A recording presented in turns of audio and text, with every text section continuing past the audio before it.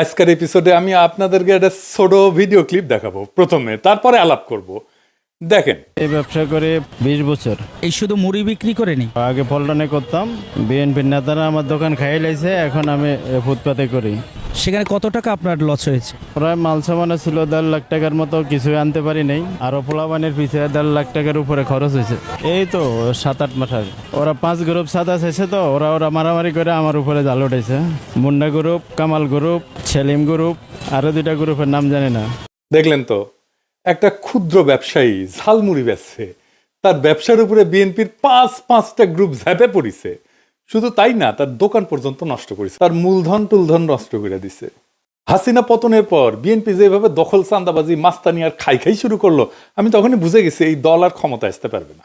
এইটা বিএনপির উপরে বিলা হইয়া বিরাগ ভাজন হইয়া বলছি তা কিন্তু না, খুব সলিড চিন্তা কাঠামো দিয়া আমি এই সিদ্ধান্তে পৌঁছাইছি।